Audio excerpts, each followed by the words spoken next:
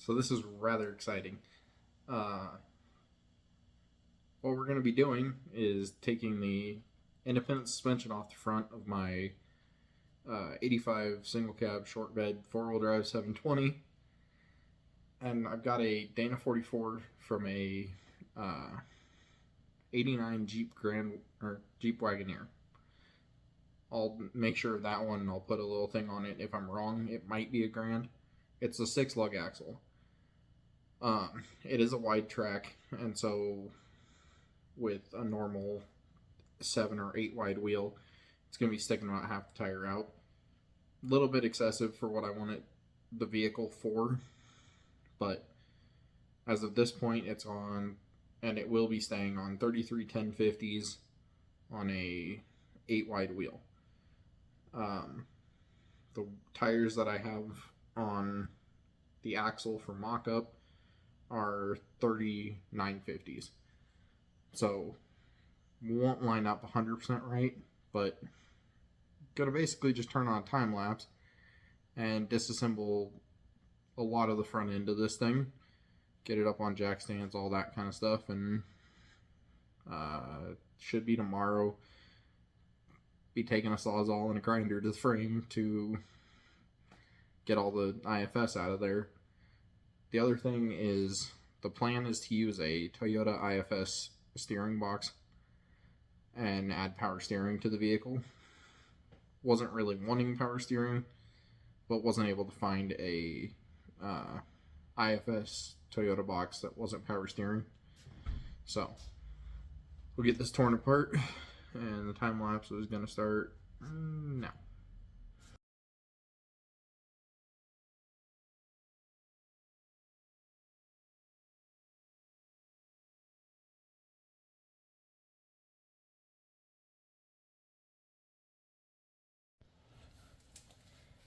So I've got this thing sitting on the jack stands. It's level side to side. Well, it's on the ground level. It's 20 1/16 on both sides from ground to the bottom of the frame rail, right below this hole behind the front cab mount. So at this point, I'm going to take apart all the front IFS, get it pulled off the front of it. From everything I'm seeing, this is a relatively simple IFS system in comparison to the new stuff. The annoying part to me is I just did the weld washer and a bearing race on that bracket right there, so the lower control arms stop moving. But I've wanted to do this for 6 years. Finally have gotten the time, and I'm hoping by this weekend end the vehicle will be sitting on the leaf springs and the solid axle in the front, and maybe have the brake lines hooked up so that I can get it out of the garage. And from then on, I will figure out shock length and the rest of the stuff.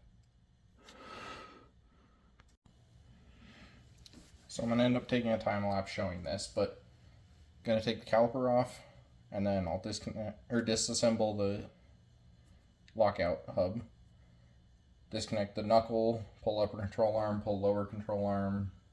I need to unload the torsion bars, and then the caliper is just going to sit up on top of the frame for right now to not have any brake fluid leaks, and then we'll go about disassembling the steering. So for now, time lapse will start. I'll get this side torn apart. I'll skip the other side unless there's any issues that arise from disassembling it, and then we will get this thing no longer having a front suspension that is independent.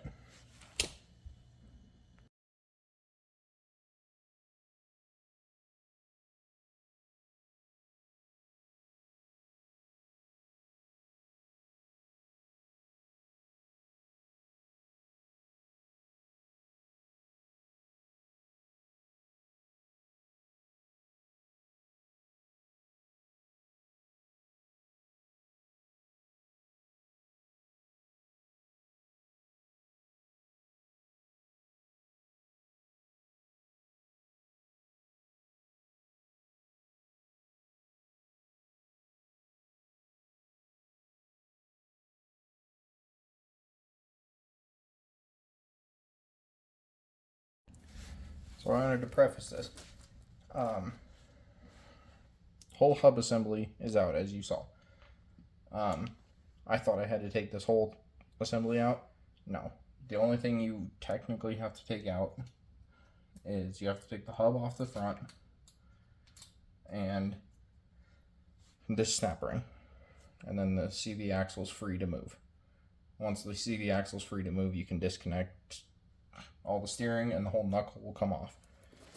Another little short cheat code. These are angled pliers.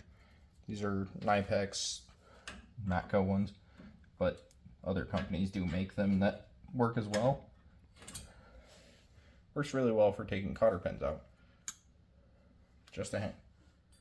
Also, learn this. This is a 2 3/8 hub socket for a Dana 44, and it will bite into these teeth if you want to adjust the hubs or tighten your hubs up. I wouldn't say it's probably the best since there's not as many in there, but it should work for the adjustment you have to make, and they don't need to be overly tight because of this. It's got the keyways on the inside that only go in one place, so you line it up with the tightest point basically without the hub being hard to spin, which these are a little hard to spin. And that was by my hand. And those will lock it in to where it won't loosen up horribly. So now that I got those cotter pins out, 19 millimeter, I believe. No, it's a 17. Yep, 17. And I don't have my 1/2-inch drive sockets here. So I'm hoping my little 3/8 Milwaukee will do this whole disassembly for me. We'll find out. And I like to use impact sockets, but I left a bunch of them at work. And so if I'm using a chrome, that is why. And these have only been in here for a couple weeks, basically.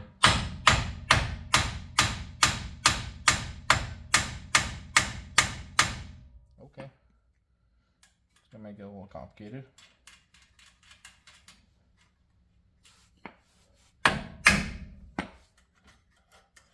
I don't like doing that. I would rather tap on the sides. These are obviously not the best quality because I've only been here for I don't know how long. I didn't keep track of when I did that for sure, but I've only been in there a little bit and the rubber's already destroyed. So now this is free to spin without moving my steering wheel. I'll move my light to this side. Now, cotter pin here, cotter pin down here. I may not have a wrench that big. You can also use the side cutters, dikes, lezzies. There's all kind of names for them. Those are not what I was going for. There they are. You can use them to bend it back, but not horrible. Also, I hope you guys can see. You all know that I'm very new to this. What can you see? Oh, you're not very zoomed in. I'll go on 1 instead of 6 and adjust the camera up.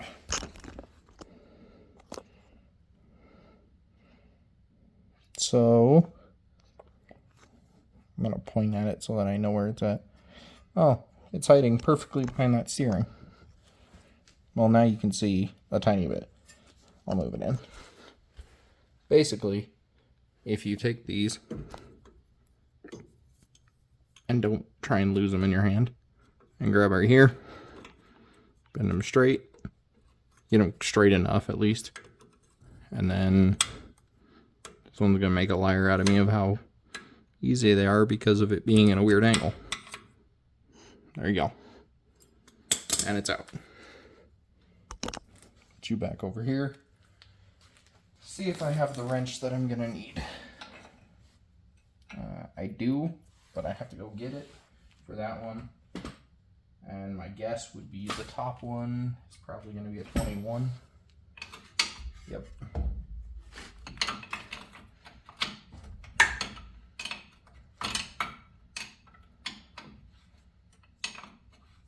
Do I need to disassemble it this much? I'm not 100% sure. I really hope my shoulder's not annoying. It is. Do I need to tear it apart this far? Not 100% sure. Probably not. But I'm the only one out here.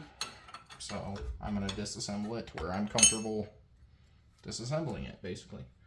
And not having two big, heavy chunks that are pulling way too hard or anything like that.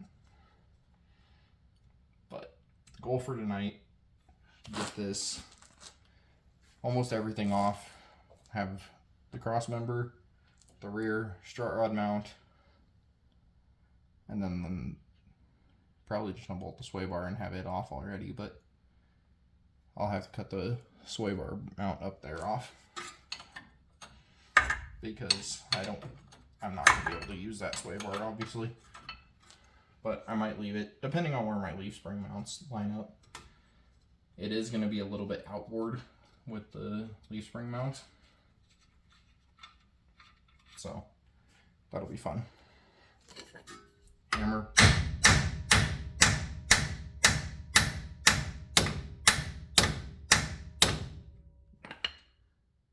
These are fun.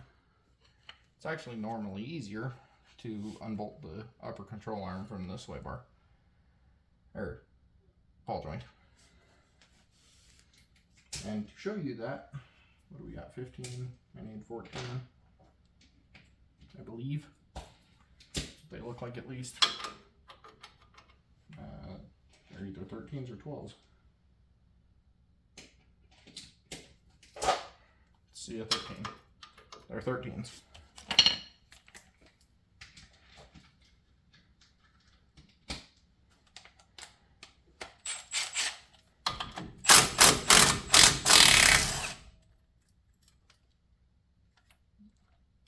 That did not act like it was threading into the ball.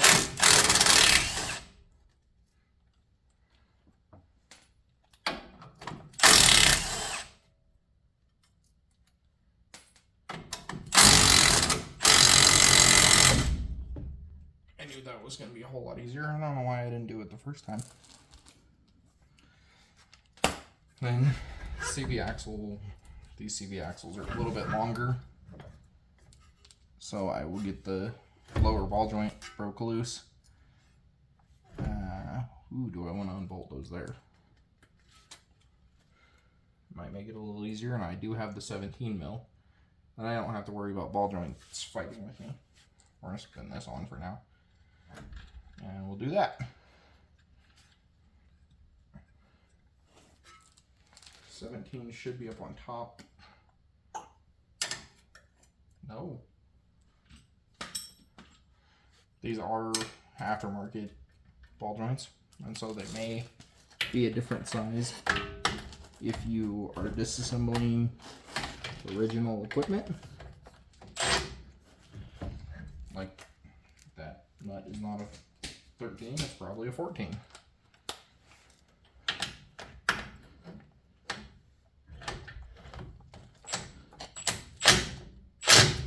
No.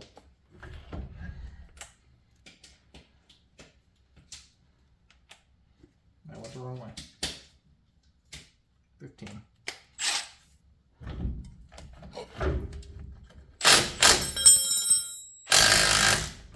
knew that was going to happen.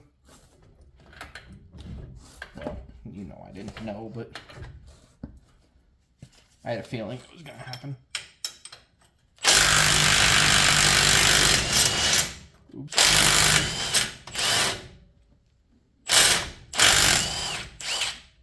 One bolt and nut.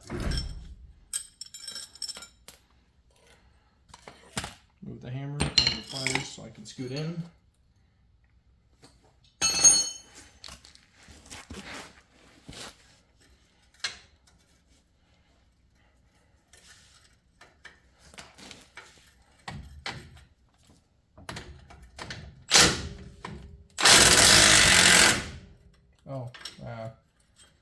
helps if your socket or wrench is on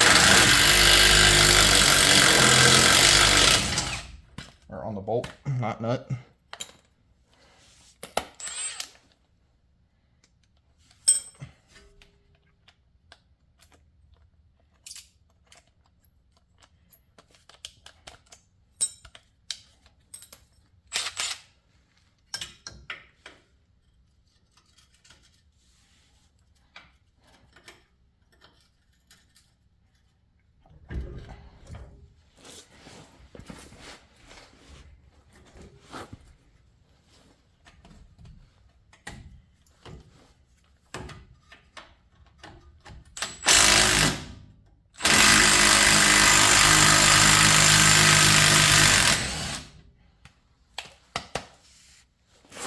Think it's stuck? Yeah.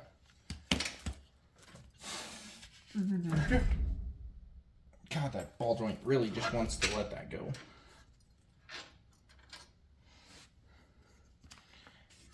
And this is going to be a relatively heavy chunk of suspension right here.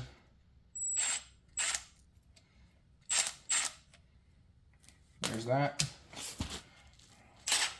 The last one.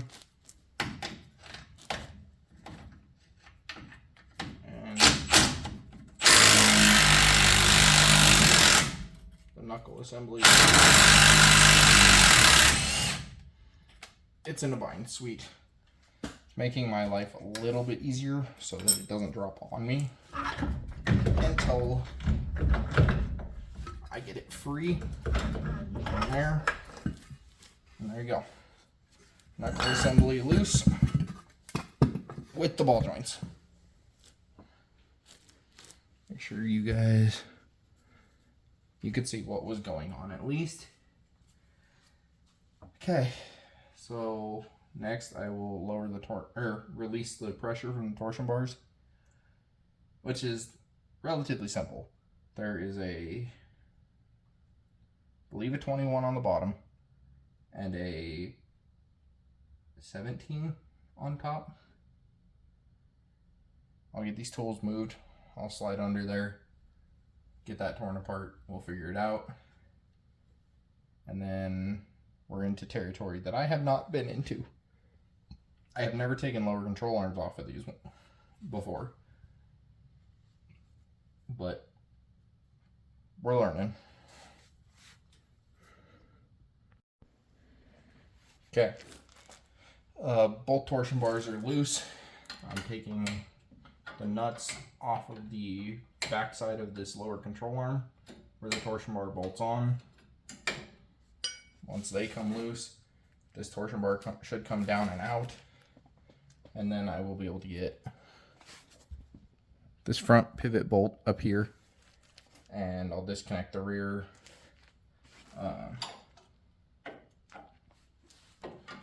tension rod shock, and then this whole bottom section should come off then.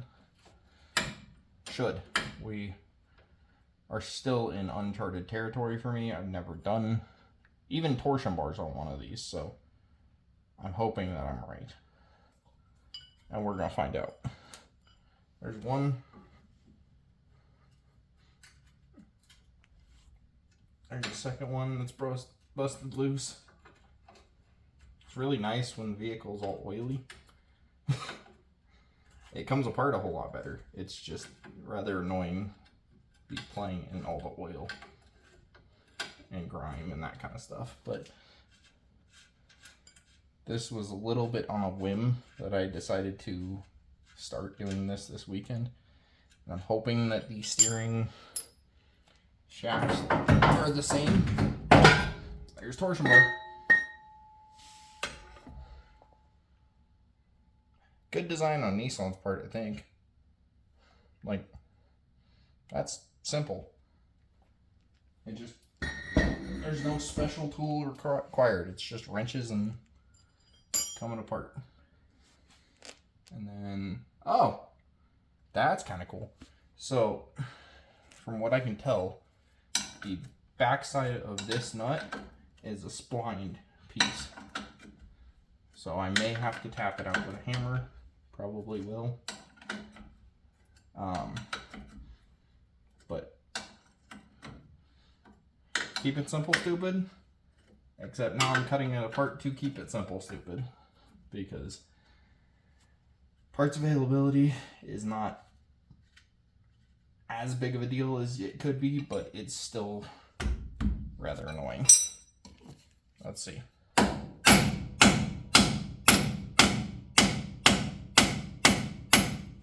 a light down there and see if I can see anything. Does not look like I am doing anything wrong.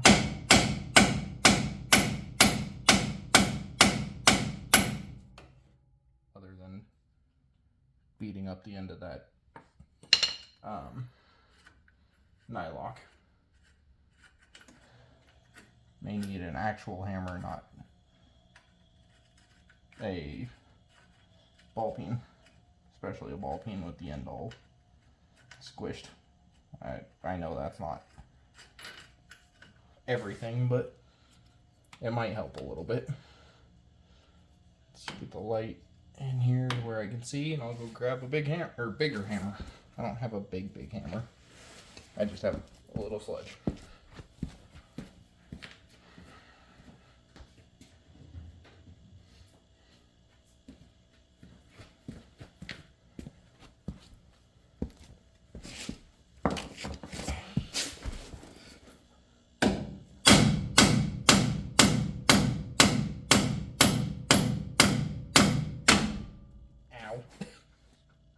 That was rather painful. I need to be able to see this side to see if it's moving or if I'm just beating up the end of this bolt for nothing. Which I'm thinking it's the later or later, whatever. The only other thing I could think is I'll take this off. Wow, that is probably not reusable. But if I can get the control arm out, then I might be able to get the either sell the lower control arm or something, because I'm definitely not using it on anything else. I'll get this tension rod in the back disconnected. We'll see if it'll pivot down and let that center pivot bolt come out.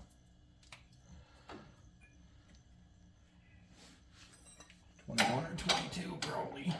Oh, it's bigger. Oh, that's great. Go find if I got a bigger wrench.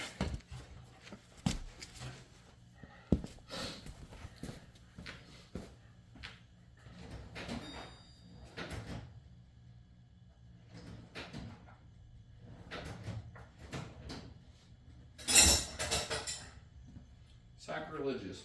I'm going to use an American wrench. Not really that big of a deal because I'm not planning on reusing it, but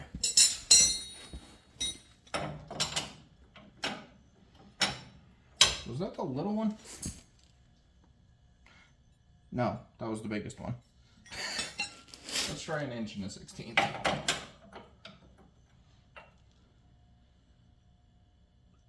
Okay, I'm gonna stand still.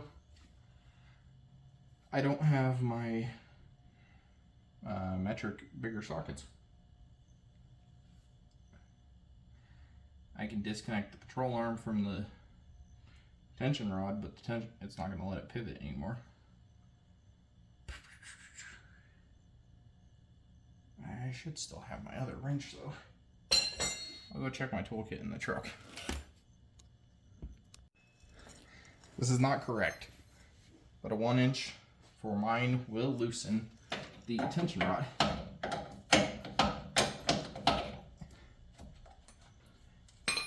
So I should be able to get the tension rod unbolted from the control arm, disconnect the shock, and swing it a little bit. I'm still thinking I'm maybe cutting my control arm off with the chunky frame instead of like I was hoping. not chunk of frame. Arguably it is chunk of frame, but with the brackets for the control arms.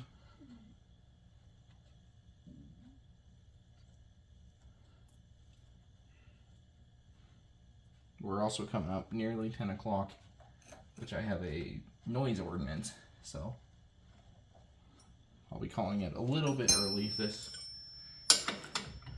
part, but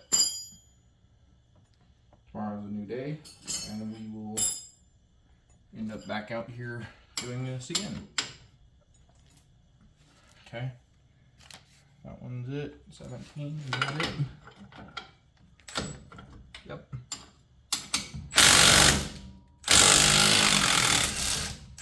Helps to go the right way. Just a fair warning for the people who didn't know that, because apparently I was one of you. God dang it. Socket's stuck.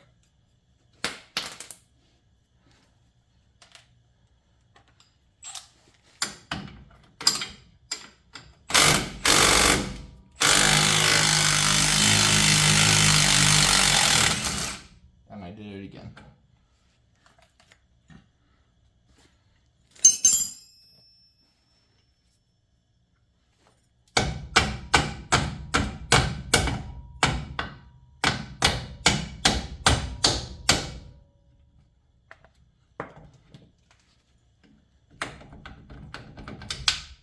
Okay. Shit.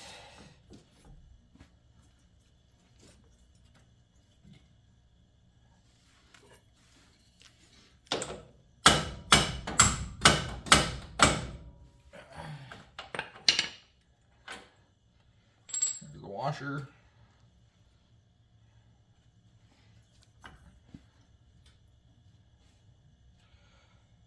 Oh, here we go again. Let's do something productive. I'm gonna let that wait until the morning, and I'll go get my others. We'll try one more time hitting this lower control arm pivot point.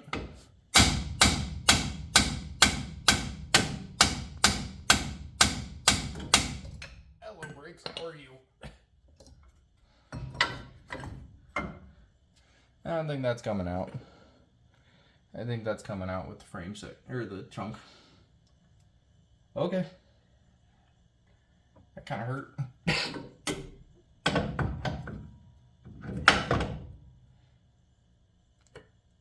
Okay.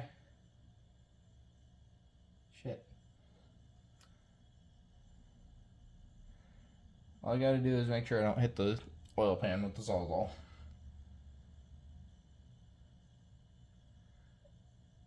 And then I'll use the grinder for the rest of it to make it pretty-ish. We're still talking about cutting chunks of frame out, which is concerning. 22, not 19, or 20. I'm a little bit tired. 22, not 21. That was what I was trying to say. We'll do this, take shocks off. The only thing left will be that lower control arm in here. And then I'll get that other side torn apart so that I can be done and hopefully not make too much noise after 10.